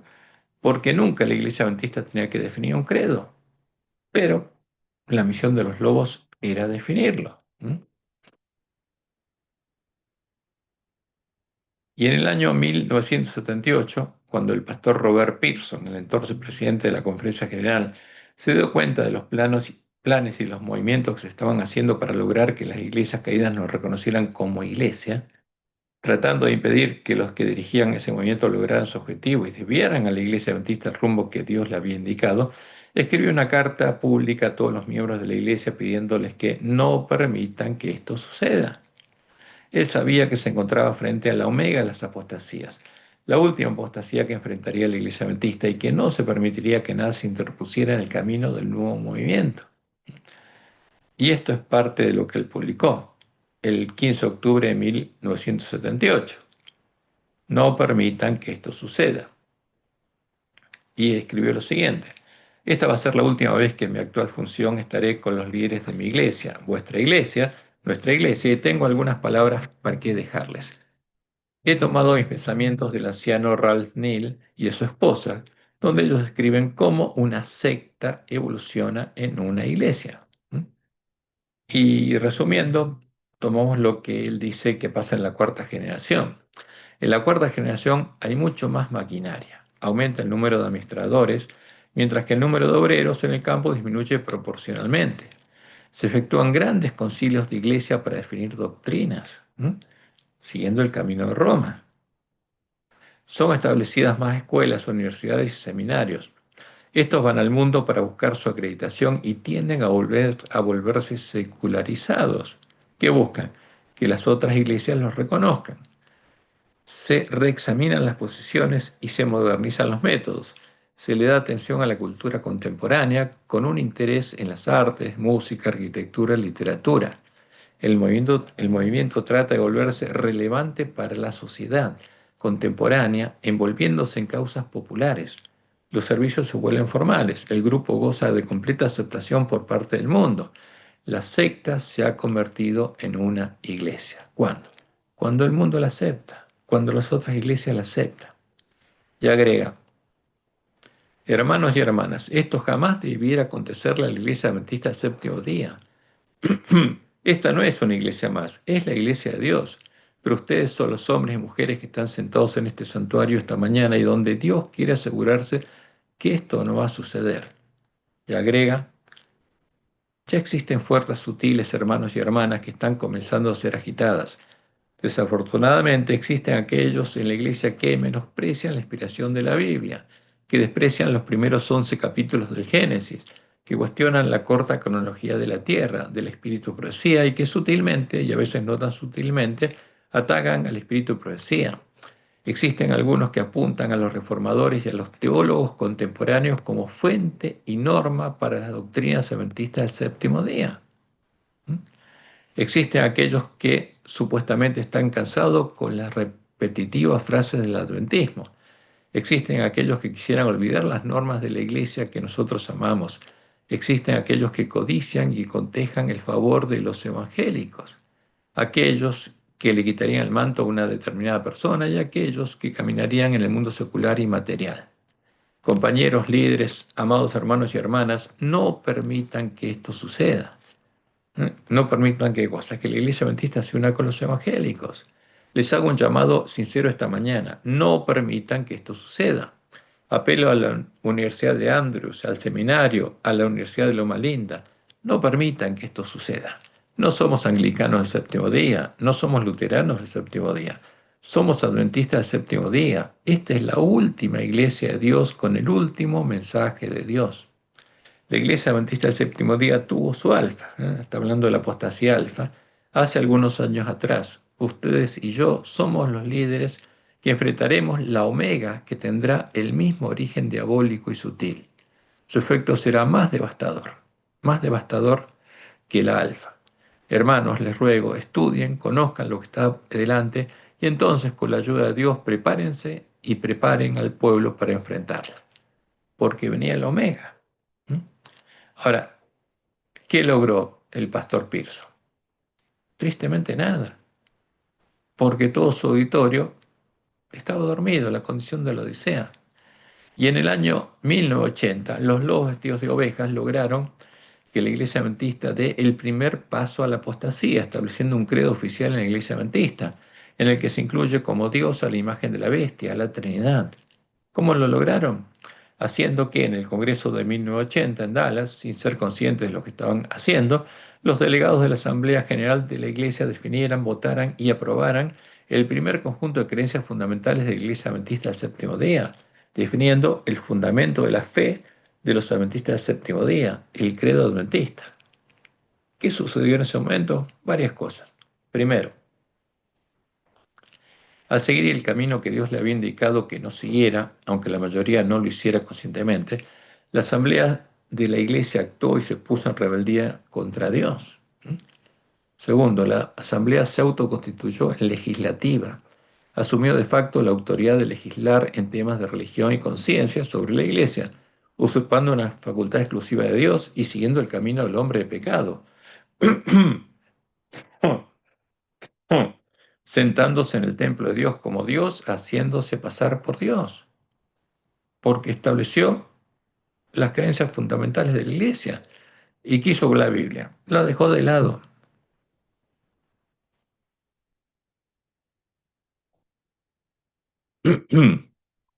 Tercero, se estableció que el voto de la mayoría defina la norma de fe que deberá seguir la minoría, obligando a los adventistas a someter sus conciencias a la voz de las mayorías, contradiciendo todos los principios bíblicos y los principios de libertad religiosa y de conciencia sostenidos por la Iglesia adventista. En cuarto lugar, al hacerlo, se vindicó el derecho de las mayorías a legislar en temas de conciencia sobre las minorías, como lo harán las mayorías en la ley dominical activa que formará una nueva bestia de los Estados Unidos. ¿Qué va a decir el pueblo adventista cuando se establezca la ley dominical activa que obligue a adorar la imagen de la bestia? Si la iglesia se está obligando a adorar la imagen de la bestia. Y quinto, ante Dios todas estas decisiones son ilegales, son nulas de la unidad absoluta. ¿Por qué? Pues fueron establecidas por personas que no tenían ninguna autoridad para hacerlo y no tienen que ser obedecidas por el pueblo de Dios. No son una real norma de fe para el pueblo de Dios. Y luego de levantar el credo adventista, Satanás y los lobos vestidos de ovejas hicieron que la organización de la iglesia adventista diera todos los pasos del camino a la apostasía de las iglesias caídas. Establecieron el credo como norma de fe. Un adventista ahora para ser bautizado tiene que definir su fe en las creencias fundamentales de la iglesia. Y siguiendo las pisadas de Roma en el camino a la apostasía, en el manual de iglesia establecieron las reglas que deben usarse para perseguir y expulsar de la iglesia a los que no creen en el credo o hacen la obra que Dios le indicaría hacer a los siervos fieles y prudentes. Ahora, fíjense lo que habían establecido nuestros pioneros en el acta de constitución de la iglesia adventista. El primer paso a la apostasía es levantar un credo, diciéndonos lo que debemos creer. Eso es lo que hacen las 28 creencias fundamentales. El segundo es hacer del credo una prueba de fe. Ahora, ¿qué dicen nuestros pastores? Un adventista es el que cree en las 28 creencias fundamentales. Y es mentira. Un verdadero adventista es el que cumple la misión que Dios le dio al pueblo adventista. El tercero es juzgar a los miembros por el credo, como están haciendo. El cuarto es denunciar como herejes a los que no creen en el credo. Y el quinto es comenzar una persecución contra ellos. Ahora, ¿qué hicieron los levitos vestidos de adventistas, junto con los mercenarios? Definieron un nuevo pecado. Definieron que es un pecado grave no creer en el credo, en el que incluyeron a la abominación desoladora, al Dios de la mujer Isabel, el Dios de la Trinidad. Hicieron lo mismo que hizo Roma. Y esto es lo que dice el manual de iglesia el manual de nuestra iglesia. Razones por las cuales los miembros serán disciplinados. Y dicen entre los pecados graves, porque además de ser caraduras, definen pecados como si fueran Dios, por los cuales los miembros estarán sujetos a la disciplina de la iglesia, ya en los siguientes: la negación de la fe en los principios fundamentales del Evangelio y en las doctrinas cardinales de la iglesia. Ahora, si alguien niega su fe en las doctrinas cardinales de la iglesia, en la Trinidad, que es el fundamento que pusieron, está sujeto a disciplina. Lo van a disciplinar. O también si enseña doctrinas contrarias a las mismas. O sea, si enseña lo que dice la palabra de Dios, la verdadera doctrina, va a ser disciplinado. Ahora, y esto es lo que hizo Roma. Porque los que escribieron esto, los que escribieron el manual de la iglesia, son los vestidos de adventistas. ¿Y qué dijo Jesús? ¿Y qué dijo Pablo? Empecemos por dice Pablo en 2 Timoteo 3, 12 y 13. Y también todos los que quieren vivir piadosamente en Cristo Jesús padecerán persecución. Mas los malos hombres y los engañadores irán de mal en peor, engañando y siendo engañados. Y Jesús, en su sermón, el sermón del monte, dijo lo siguiente: bienaventurados los que padecen persecución por causa de la justicia, porque de ellos es el reino de los cielos. Bienaventurados sois cuando por mi causa, por enseñar quién es el santo, el verdadero Jesús, os vituperen y os persigan y digan toda clase de mal contra vosotros mintiendo. Gozaos y alegraos porque vuestro galardón es grande en los cielos, porque así persiguieron los profetas que fueron antes de vosotros. Ahora, ¿cuál es la misión del polantista? Profetizar de nuevo, mostrando cuál es la verdad. Vosotros sois la sal de la tierra. Pero si la sal se desvaneciere, ¿con qué será salada? No sirve más para nada, sino para ser echada fuera y hollada por los hombres. Y la tierra, ¿quién es? El pueblo adventista, el pueblo de Dios, las vírgenes. Vosotros sois la luz del mundo, porque en el fuerte pregón, ¿quién va a iluminar la tierra con la gloria de Jehová? Los sellos del pueblo adventista. Una ciudad sentada sobre un monte no se puede esconder. La Nueva Jerusalén, la iglesia triunfante, no va a poder ser escondida. Y en su sermón profético, Jesús dijo lo siguiente: ¿quién es pues el siervo fiel y prudente al cual puso su Señor sobre su casa, sobre las vírgenes, para que les dé el alimento a tiempo? ¿Y cuál es ese alimento? La verdad echada por tierra, que nos ayudaría a recuperar el hombre de la escobilla. Bienaventurado aquel siervo al cual cuando el Señor venga le haya haciendo así. ¿Por qué? Porque los siervos fieles tienen que seguir dando alimento a tiempo a sus hermanos, aunque sean perseguidos, hasta que Jesús venga como ladrón a llevarlos con él a la batalla, hasta que vea la señal que les va a indicar que la puerta se cerró para los impíos del pueblo adventista. De cierto os digo que sobre todos sus bienes le pondrá. Pero si aquel siervo malo dijera en su corazón: mi señor tarda en venir, y comenzara a golpear a sus consiervos y aún a comer y a beber con los borrachos, ¿albergando a quién? A Satanás, el engañador y el testigo falso. Vendrá el Señor de aquel siervo en día que éste no espera y a la hora que no sabe, y lo castigará duramente, y pondrá su parte con los hipócritas, con los falsos. Allí será el lloro y el crujir de dientes. ¿Y qué escribió en ese tiempo Elena de White, Conflicto de los Siglos, página 439? Roma le negó la Biblia al pueblo y exigió que en su lugar todos aceptasen sus propias enseñanzas. La obra de la reforma consistió en devolver a los hombres la palabra de Dios. Pero, dice ella, ¿no se ve acaso que en las iglesias de hoy, y lo que ahora también sucede en la iglesia adventista, lo que se enseña a los hombres es a fundar su fe en el credo y en las doctrinas de su iglesia antes que las sagradas escrituras? ¿Y qué define ahora nuestro manual de iglesia? Que fundar nuestra fe en la Biblia y la Biblia sola es un pecado grave. Y en el Evangelismo, página 429, leemos lo siguiente: Ya ha llegado el tiempo cuando no podemos estar seguros de las doctrinas que llegan a nuestros oídos, a menos que comprobemos que armonizan con la palabra de Dios. Hay herejías peligrosas que se presentarán como doctrinas bíblicas, ¿eh? ¿Y cuáles son? La Trinidad, en primer lugar. Hay herejías peligrosas que se presentarán como doctrinas bíblicas, de modo que debemos familiarizarnos con la Biblia a fin de saber cómo hacerles frente. La fe de cada persona será probada y cada uno tendrá que soportar la prueba de una crítica sofocante. ¿Mm? Y en Conflicto de los Siglos, página 653, ya dice, pero Dios tendrá en la tierra un pueblo, sostendrá la Biblia y la Biblia sola, como piedra de toque a todas las doctrinas y base de todas las reformas. Ni las opiniones de los sabios, ni las deducciones de la ciencia, ni los credos o decisiones de los concilios, tan numerosos y cortantes como lo son las iglesias que representan, ni la voz de las mayorías. Ahora, ¿cómo se define el credo adventista? Por la voz de las mayorías. Nada de esto, ni en conjunto ni en parte, debe ser considerado como evidencia en favor o en contra de cualquier punto de fe religiosa. Antes de aceptar cualquier doctrina y precepto, debemos cerciorarnos de si los autoriza o desautoriza un categórico así dice Jehová. Y por supuesto, esos categóricos así dice Jehová desautorizan todas las doctrinas introducidas en las 28 creencias fundamentales, en la mayoría de ellas. Y ahora vamos a ver lo que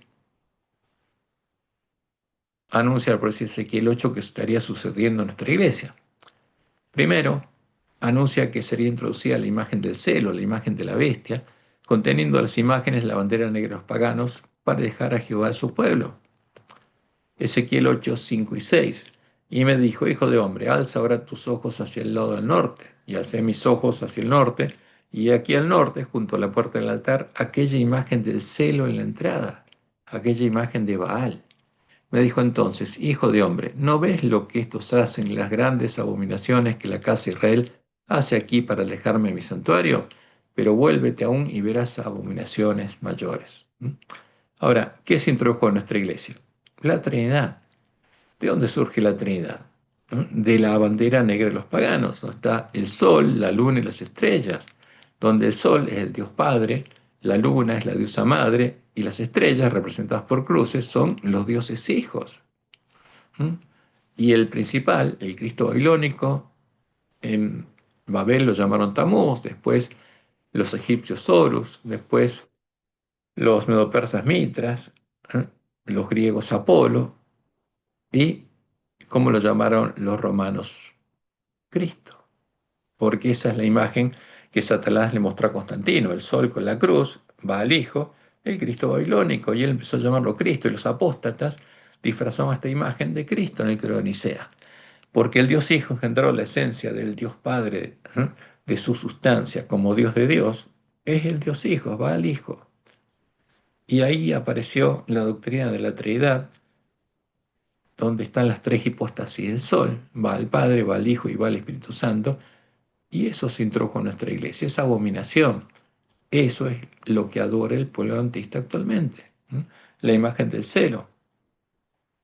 Y en segundo lugar, los lobos guiarían a nuestros ministros a practicar la omega de las herejías mortíferas, creada por San Ignacio de Loyola, el creador de la orden de los jesuitas, que los llevaría a hacerse en sus mentes, en sus cámaras secretas, imágenes de los ídolos definidos en la imagen del celo, violando conscientemente los mandamientos de Jehová, y a orar a esos ídolos, ofreciéndoles incienso, como le enseña el libro La Trinidad, de Casa Editora Sudamericana, o abriéndoles la puerta de sus mentes para que ellos los hagan habitación de demonios.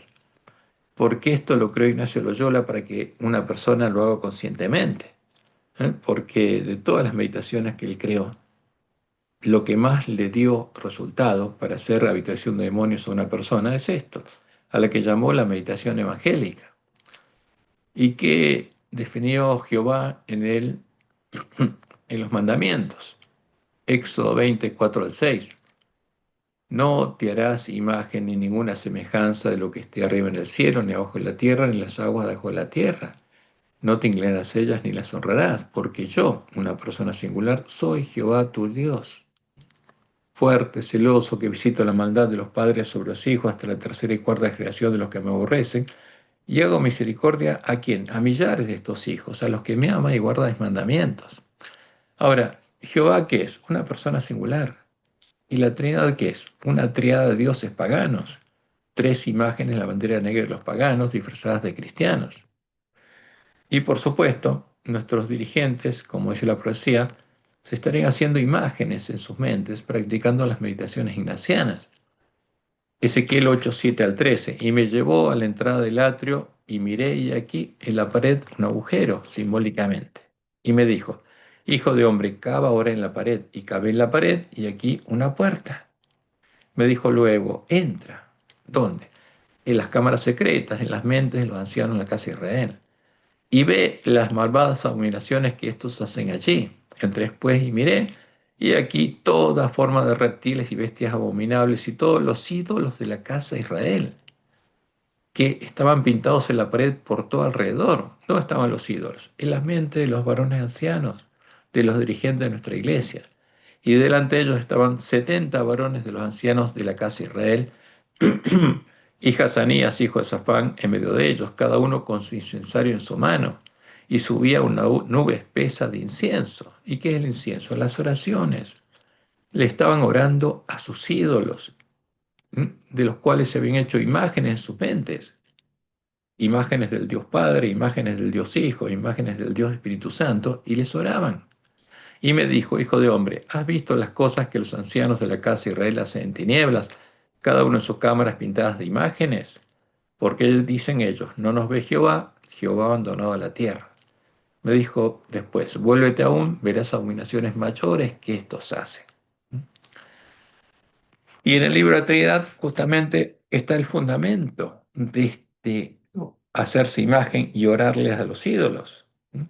El libro de la Trinidad, páginas 281 y 282, dice lo siguiente. Y este es el libro oficial de la Iglesia Adventista explicando la creencia fundamental número 2. ¿A quién debería orar la Iglesia? Dicen. Con toda seguridad, el método común de orar es seguir el ejemplo de nuestro Señor en su gran oración y en su práctica de dirigirse reverentemente al Padre. Es nuestro gran privilegio dirigir nuestra adoración, peticiones y alabanzas al Padre en el nombre del Hijo, siempre conscientes de que el Espíritu Santo transmite nuestras comunicaciones terrenales con gemidos indecibles. Pero Pablo el Romano está hablando de Jesús, no del Espíritu Santo como una tercera persona. Y agregan, pero ¿qué diremos acerca de adorar directamente al Espíritu Santo? Aunque no tenemos en la Escritura un claro ejemplo o una orden directa de orar al Espíritu Santo, el hacerlo así tiene en principio algún apoyo bíblico implícito.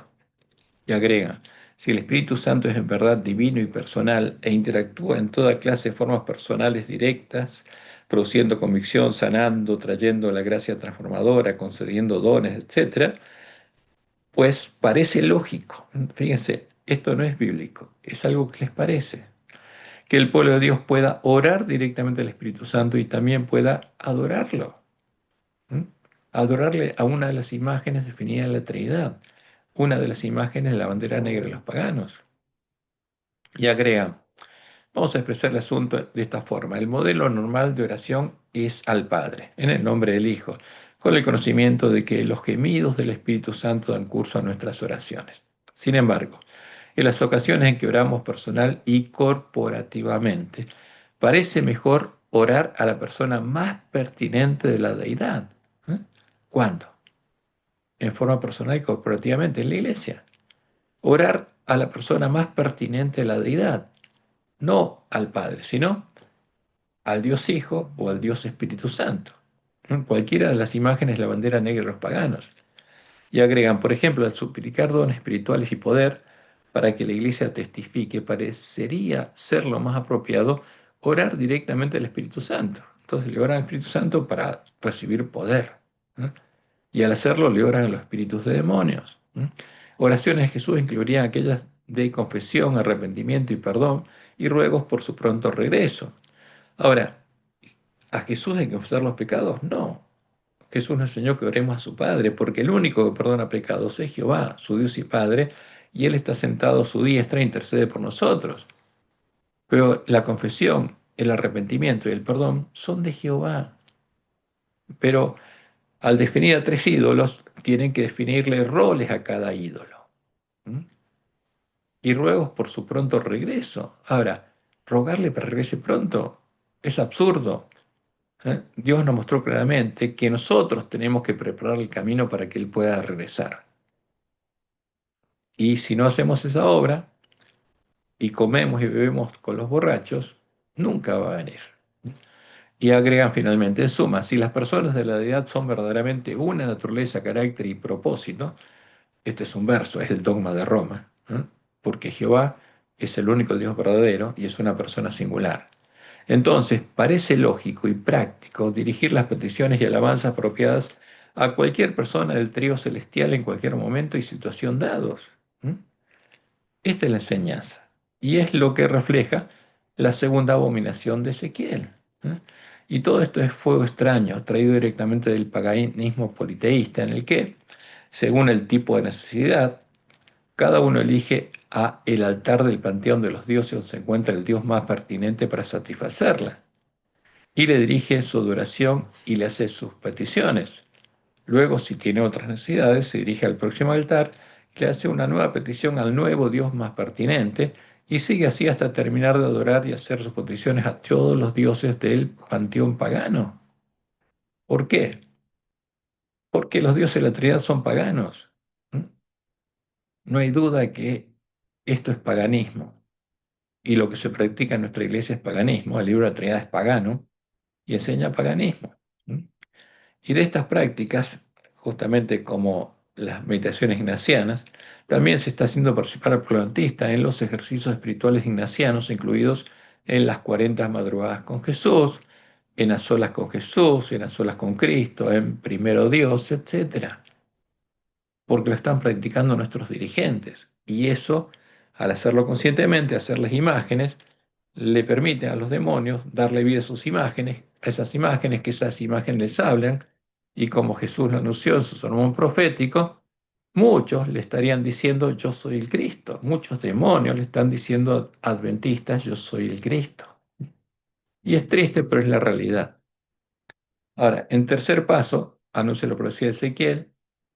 Como resultado, nuestros ministros se unirían a otras mujeres, como Israel en Sittim, para endechar junto a ellas a Tamuz, al Cristo babilónico, el Cristo niceno, el disfraz cristiano de Satanás, en la Semana Santa de Tamuz, que empieza el miércoles de ceniza, el primer día de la Cuaresma, los 40 días en los que Roma endecha a Tamuz, el Dios Hijo de la Trinidad, que no tienen relación alguna con la verdadera Pascua de Jehová. ¿Mm? Ezequiel 8, 14 al 15. Y me llevó a la entrada de la puerta de la casa de Jehová que está al norte, y aquí mujeres que estaban allí sentadas endechando a Tamuz. Y mujeres son iglesias, religiones. Y estaban todas endechando ¿a quién? A Tamuz, al Cristo babilónico. Luego me dijo, ¿no ves, hijo de hombre? Vuélvete aún, verás abominaciones mayores que estas. ¿Mm? ¿Y cuándo empieza la endecha a Tamuz? El miércoles de ceniza, como explica Roma. Y dice, el miércoles de ceniza es un día santo cristiano de oración y ayuno. Está precedido por el martes de carnaval, porque según la tradición pagana, ¿eh? Tamuz fue muerto en el carnaval, la fiesta de la carne a Baal. Y es el primer día de la cuaresma. ¿Cuándo empieza la cuaresma? Un miércoles de ceniza. El periodo de 6 semanas de penitencia antes de Pascua. Es el primer día de la cuaresma en los calendarios litúrgicos católicos y anglicanos, como así también de diversas denominaciones protestantes, luterana, metodista, presbiteriana y algunos bautistas. ¿Mm? Se celebra 40 días antes del domingo de resurrección. Fíjense, entre el miércoles de ceniza y el domingo de resurrección de Tamuz, ¿cuántos días hay? 40 días. Es la cuaresma, que marca el final de la Semana Santa. Fíjense, la Semana Santa que festeja el polantista, ¿cuál es? La Semana Santa de Tamuz, de Satanás. La ceniza, cuya posición constituye el rito característico de esta celebración litúrgica, se obtiene de la incineración de los ramos bendecidos en el domingo de Ramos del año litúrgico anterior. ¿Mm? Ahora, ese domingo de Ramos, ¿a qué se refiere? Porque los paganos iban los domingos a endechar a Tamuz, al cementerio. ¿Mm? ¿Cuándo entró Jesús en Jerusalén? El día 10 del mes primero del año 31. ¿Y qué día era ese? Si el viernes fue el día 14, 4 días antes, él entró un lunes, no un domingo. El domingo de Ramos no tiene nada que ver con la verdad bíblica, es una cuestión pagana de Tamuz. Y en el miércoles de ceniza, con el que empieza la cuaresma, se pone en la frente de las personas que van a las iglesias católicas la marca de pertenencia y adoración a Tamuz, la señal de pertenencia a quién? A Satanás. Y acá tenemos algunas imágenes que son interesantes. La primera es una muestra, esto es tomada en el momento en que Constantino le da a Silvestre I la tiara y el trono de sumo pontífice de Jezabel. Y en ese tiempo ya había sacerdotes paganos que se hacían la tonsura, símbolo de adoración al sol, y tenían en sus manos cruces, porque las cruces eran símbolo de adoración a los dioses hijos, y tenían la cabeza de pescado, y tenían el sol atrás.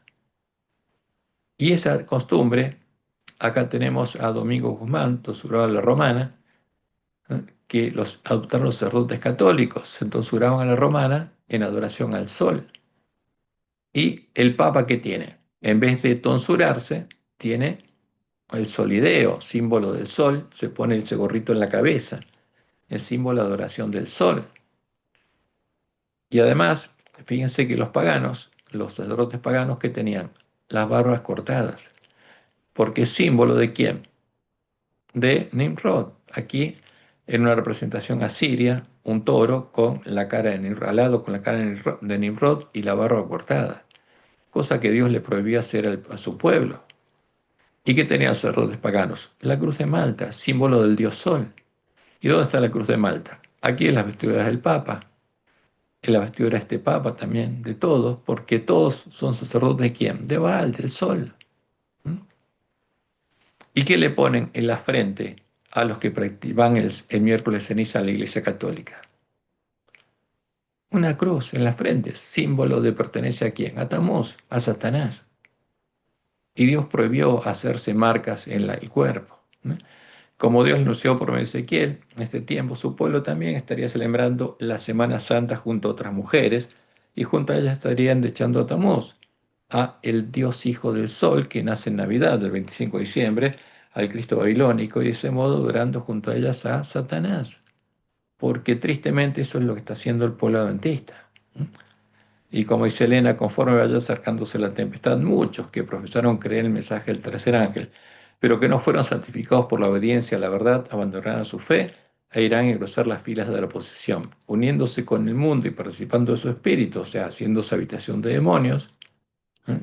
Porque eso es lo que sucede cuando se practican las meditaciones ignacianas, que es la segunda abominación, llegarán a ver las cosas casi bajo el mismo aspecto. Hombres de talento y elocuencia, que se gozaron un día en la verdad, emplearán sus facultades para seducir y descarriar almas. ¿Mm? ¿Y a quién adoran? A Baal, el Cristo babilónico, a la imagen que Satanás le mostró a Constantino, a la cruz, que es un símbolo de Baal hijo, el Cristo babilónico. ¿Mm? Y acá vemos en la revista Semana Santa, publicada en el año 2021, y restaurados en Cristo, decían, ¿de qué Cristo? En el Cristo babilónico se presenta un hombre adorando a una cruz. ¿Mm? Y esta es la imagen de la cruz a la que está adorando este adventista en la Semana Santa, y es un símbolo de dioses hijos, un símbolo de Satanás, el Cristo babilónico. ¿Y qué hacen? Se postra frente a una cruz, frente a Satanás. ¿Mm? Cuando la imagen de la cruz empezó a ser exhibida públicamente en las iglesias católicas, como lo explica Roma en el artículo 1161 de su catecismo, fue a partir del concilio de Nicea II, en el que, siendo guiada por el Espíritu Santo que habita en ella, para adorar a su Dios, al sol, a Baal, a la imagen del dragón, Roma decidió lo siguiente: siguiendo la enseñanza divinamente inspirada de nuestros santos padres y la tradición de la Iglesia Católica, pues reconocemos ser del Espíritu Santo que habita en ella. ¿Y qué es ella? Habitación de demonios. Por eso el Espíritu Santo de la Trinidad es un símbolo de espíritus de demonios. Definimos con toda exactitud y cuidado que las venerables y santas imágenes, como también la imagen de la preciosa y edificante cruz. Ahora, ¿Satanás da vida? ¿La cruz da vida? tanto las pintadas como las de mosaico u otra materia conveniente, se expongan en las santas iglesias de Dios, en los vasos sagrados y ornamentos, en las paredes y en cuadros, en las casas y en los caminos, tanto las imágenes de nuestro Señor Dios y Salvador Jesucristo, como las de Nuestra Señora Inmaculada, la Santa Madre de Dios, de los santos ángeles y de todos los santos y justos. ¿Mm? Y justamente violando el mandamiento de Dios, que nos dijo que no tenemos que hacernos imágenes. ¿Y qué vemos en las iglesias católicas? Cruces. Es el símbolo que Satanás le mostró a Constantino. ¿Símbolo de qué? Que esa iglesia le pertenece al Cristo niceno, símbolo de Satanás. Ahora, ¿qué pasa cuando en vez de reparar la brecha hecha por el Papa, la Santa Ley de Dios, nuestro primer trabajo, el exponer las imágenes de una cruz en la frente de un templo, en los púlpitos, es la costumbre que también se ha introducido en la iglesia adventista? Porque se fijan en toda nuestra iglesia ahora que hay cruces y en los púlpitos se ponen cruces. ¿Mm? ¿Qué hace este símbolo? Se identifica a nuestras iglesias como iglesias católicas, en las que se adora al Dios de Roma, indicando que nuestras iglesias y púlpitos pertenecen ¿a quién? Pertenecen a Satanás. ¿Mm? Porque eso es lo que significa poner esa marca en las iglesias y los púlpitos. Iglesias adventistas que, como lo establece el Edicto de Tesalónica del año 380 después de Cristo, cuando hacen obra misionera y bautizan nuevos miembros, los bautizan como cristianos católicos que no conocen a Jehová, no conocen al único Dios verdadero, ni al santo, al verdadero Jesús, sino bautizan personas que adoren a la imagen de la bestia. ¿Mm? Y este es el Edicto de Tesalónica. La bestia romana estableció lo siguiente: queremos que todos los pueblos profesen la religión. Fíjense, obliga a tener una religión y elimina la libertad religiosa que profesa el pontífice Dámaso, el Papa Dámaso y el obispo de Alejandría. Y la definen así: creemos en la divinidad única del Padre y del Espíritu Santo bajo el concepto de igual majestad, o sea, tres dioses iguales, y de la piadosa Trinidad. Y estas son las imágenes, la bandera negra de los paganos a las que adoraba la bestia religiosa para adorar al dragón y a los demonios. Ordenamos que tengan el nombre de cristianos católicos, ¿no? La marca que ponía la bestia romana, los que adoraban a la imagen de la bestia, la Trinidad, quienes siguen esta norma. Entonces, el que adora a la Trinidad, por definición, ¿qué es? Un cristiano católico. ¿Y qué está haciendo la Iglesia Adventista? Trabajando para Satanás, bautizando cristianos católicos. Mientras que los demás, los verdaderos cristianos, los jugábamos dementes y locos, o sea, perdían sus derechos civiles y no podían comprar ni vender, sobre los que pesará la infamia de la herejía. Sus lugares de reunión no recibirán nombre de iglesias y serán objeto primero de la venganza divina y después serán castigados. O sea, serán asesinados en defensa de la imagen de la bestia, en defensa de la abominación desoladora, en defensa de la Trinidad, por nuestra propia iniciativa que adoptaremos siguiendo la voluntad celestial, la voluntad de Satanás, como Dios le mostró a Nahuatl. Y leemos el primer escrito, página 211. Por esta es la visión del gran conflicto. Satanás se regocijaba por la caída de tantos y entonces incitó a la iglesia caída, a Roma, a obligar, fíjense, esta es la ley dominical activa, a quienes querían conservar la pureza de su religión a que accediesen a sus ceremonias y al culto de las imágenes. ¿Qué imágenes? Las definidas en la Trinidad, o recibiesen la muerte. Los fuegos de la persecución se encendieron nuevamente contra la verdadera iglesia de Cristo, la iglesia del desierto, que no adoraba la Trinidad. Y millones fueron muertos sin misericordia, ¿m? Por negarse a adorar la abominación desoladora de la Trinidad. ¿Y quiénes los mataron? Los que por adorar a la Trinidad habían llegado a conocer las profundidades de Satanás, ya sea de sus hijos. Porque eso es la Trinidad, es la abominación desoladora de la que habló el profeta Daniel. Y Jesús fue claro: estas cosas os he hablado para que no tengáis tropiezo. Os expulsarán de las sinagogas, y aún viene la hora cuando cualquiera que os mate pensará que rinde servicio a Dios, y harán esto porque no conocen al Padre ni a mí. Ahora, el que adora a la Trinidad, ¿conoce al verdadero Padre? No. ¿Conoce al verdadero Jesús? No. Está adorando a dos ídolos. ¿Mm? Y eso es muy claro. Y lo mismo pasa ahora, porque cuando expulsan de la iglesia a un hermano adventista porque no cree en la Trinidad, está mostrando que lo hacen porque no conoce al Padre ni al verdadero Jesús, que está adorando a ídolos. Es triste, pero esa es la realidad. Y la última abominación es la abierta adoración del dios Sol, el dios de la Gran Babilonia, dándole la espalda a Jehová y postrándose ante el sol hacia el oriente. ¿Eh? Ezequiel 8, 13 al 16. Luego me dijo, ¿no ves, hijo de hombre? Vuélvete, aún verás abominaciones mayores que estas. Y me llevó al atrio de adentro de la casa de Jehová, y aquí junto a la entrada del templo de Jehová, entre la entrada y el altar, como 25 varones, sus espaldas vueltas al templo de Jehová, y sus rostros hacia el oriente, y adoraban al sol, el dios de la mujer Jezabel, el dragón, postrándose hacia el oriente. Ahora, ¿qué está adorando el pueblo antista? Al dios de Jezabel. Por eso Dios tiene que mandar al profeta Elías. Está adorando a la Trinidad, a las imágenes que son las tres hipóstasis de Baal. Baal Padre, Baal Hijo y Baal Espíritu Santo.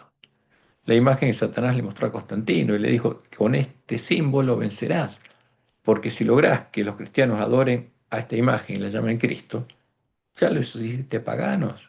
¿Mm?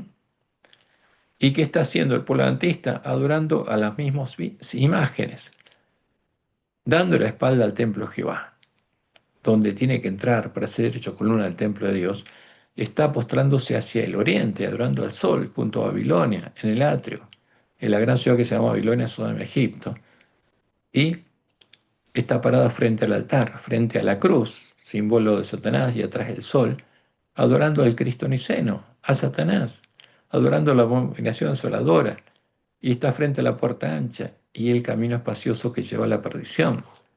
Ahora, Dios la está protegiendo hasta que escuche el clamor de medianoche, pero cuando escucha el mensaje de Elías y decide seguir adorando la abominación asoladora, los espíritus demonios no van a tener ninguna limitación para hacerlos parte de su habitación. ¿Y qué dicen nuestros teólogos en el libro de la Trinidad? Que están adorando al Dios de Roma.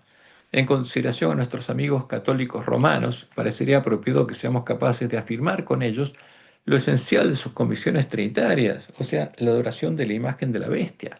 ¿Qué está haciendo el pueblo adventista? Adorando a la imagen de la bestia, a la que el mensaje del tercer ángel nos amonesta a no adorar. Y agregan, por eso nuestros creyentes adventistas deberían ser más capaces de encontrar un terreno común con ellos. Y ese terreno común es la arena del mar, de la que habla Jesús, sobre la que construirían sus casas los hombres insensatos. Por eso Dios tiene que mandarle a su pueblo al profeta Elías. La introducción en nuestra iglesia de estas abominaciones babilónicas es lo que habría llevado al pueblo adventista a estar en la condición del ángel de la Odisea, a maravillarse en pos de la bestia, a adorar al dragón, junto a las iglesias caídas de manos de Satanás. ¿Cuándo? Cuando el 14 de febrero de 2010 sanó la herida de muerte de la bestia religiosa, de la sexta cabeza, la herida de Jezabel. Se maravilló toda la tierra del pueblo de Dios en pos de la bestia, adoró al dragón. Todos los ángeles de la Odisea estaban adorando al dragón, que había dado autoridad a la bestia, adoraron a la bestia, diciendo, ¿quién como la bestia y quién podrá luchar contra ella? ¿Por qué? Porque en esa época el hombre, el escobilla, no había completado su obra, aún no había empezado el clamor de medianoche, y todo el polantista estaba adorando al dragón. ¿Quiénes? Los que creen la tesis, que la Trinidad es la verdad, o los que los lobos habían llevado a creer en la antítesis, que lo que creían los pioneros en ese Dios Padre, ese Dios Hijo, engendró la esencia, la sustancia del Dios Padre, el Verbo, era la verdad, cuando eran simplemente dos de las imágenes de la bandera negra de los paganos. ¿Mm? Y todo el polantista estaba adorando al dragón. Entonces Jehová actuaría, haría al hombre el hombre de la escobilla, y enviaría a sus mensajeros a despertar y a darles el verdadero alimento a sus hermanos. Y como Dios le mostró en Job, eso ocurriría en la última generación. Ese camino no lo conoció Elena de Job. No llegó a conocer la verdad, porque ella también estaba contaminada con los errores recibidos los paganos y los papistas, y eso es claro en sus testimonios, que a ella no le había amanecido. Pero las profecías que Dios nos dio por medio de ella están cumpliendo literalmente exactamente como Dios los anunció, porque la misión de Job era traer profecía, no doctrina. Y por medio de ella Dios nos anunció que la última generación, Él nos guiaría a recuperar el conocimiento de la verdad echada por tierra.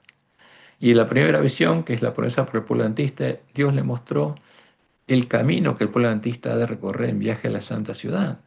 Alcé los ojos, dice Elena, y vi un sendero recto y angosto trazado muy por encima del mundo. El pueblo adventista andaba por ese sendero en dirección a la ciudad que se veía en su último extremo. En el comienzo del sendero, detrás de los que ya andaban, Había una brillante luz que, según me dijo un ángel, era el clamor de medianoche. Esta luz brillaba a todo lo largo del sendero y alumbraba los pies de los caminantes para que no tropezaran. ¿Por qué? Porque cuando Dios completara su obra, tendríamos nuevamente el Evangelio eterno y conoceríamos al único Dios verdadero y al verdadero Mesías. Y como Jehová lo anunció en Isaías 30, 19 al 23, eso es lo que sucedería en este tiempo. Ciertamente el pueblo morará en Sión, en Jerusalén. ¿Dónde está Jerusalén? La nueva Jerusalén, en la cima del monte Sión. Nunca más llorarás. El que tiene misericordia se apiadará de ti. Al oír la voz de tu clamor te responderá y haría del hombre la escobilla. Bien que os dará el Señor pan de congoja y agua de angustia. Con todo tus maestros nunca más te serán quitados, sino que tus ojos verán a tus maestros, a los siervos fieles y prudentes. Entonces tus oídos oirán a tus espaldas palabra que diga, este es el camino, andad por él. ¿Por qué a tus espaldas? Porque el pueblo antista estaría postrado hacia el oriente adorando el sol, y a sus espaldas está el templo de Jehová. Y a sus espaldas oiría a los que empiezan a andar por el camino angosto, decirles, este es el camino, andad por él, y no echéis a la mano derecha ni tampoco torzáis a la mano izquierda. Entonces profanarás la cubierta de tus esculturas de plata y la vestidura de tus imágenes, de tus ídolos fundidos de oro. Las apartarás como trapo asqueroso, sal fuera, les dirás. ¿Qué tenemos que hacer para que Dios nos bendiga? A los ídolos, quitarlos, sal fuera, decirles. ¿A quiénes? Al Dios Padre, al Dios Hijo, al Dios Espíritu Santo de la Trinidad, que son disfraces de Satanás y los espíritus demonios, sal fuera, tenemos que decirles. Entonces dará el Señor lluvia a tu sementera cuando siembres la tierra, cuando se ha sembrado el verdadero evangelio, y dará pan del fruto de la tierra. Esa es la promesa de Dios. Y esto es lo que harán las vírgenes sensatas del pueblo adventista. Arreglarán sus lámparas, conocerán la verdad, sus lámparas iluminarán el camino angosto, los recorrerán, llegarán a la ciudad de Dios y entrarán con esposo a las bodas. Y a eso fue llamado el pueblo adventista. Y va a haber adventistas que van a recorrer ese camino y van a recibir la bendición de Dios. Y ese es nuestro deseo, que Jehová te bendiga y te guarde y te guíe a toda verdad y que puedas ser parte de los sellados del pueblo adventista.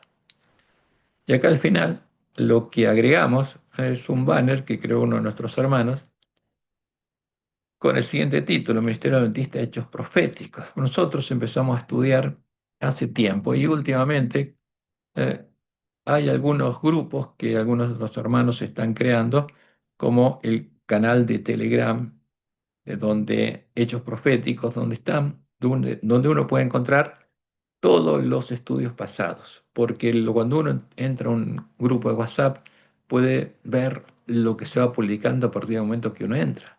Pero si uno quiere conocer todo lo que estudiamos, lo va a encontrar en el canal de Telegram, Hechos Proféticos. Y acá con estos códigos QR, cualquiera de ustedes puede entrar a esos grupos. Simplemente tiene que, con el celular, captarlos, ampliar la imagen por ahí un poco y captarlos. Y en el dibujito, ahí aparecen los tres ángeles, y el mensaje de los tres ángeles es el mensaje de la piedra que echa por tierra la gran imagen de Baal. ¿Eh? Y ahí dice Ministerio Adventista del Séptimo Día, Hechos Proféticos, porque somos Adventistas del Séptimo Día. Todavía somos Adventistas del Séptimo Día, todavía no nos borraron de la iglesia, aunque estamos predicando lo que creemos que es la verdad. Y aunque nos borren y dejemos de ser adventistas nominales, seguiremos dándole alimento a tiempo a nuestros hermanos porque esa es la misión que Dios nos dio. Que Jehová te bendiga y te guarde y te guíe a toda verdad, que tengas un bendecido fin de sábado y una bendecida semana.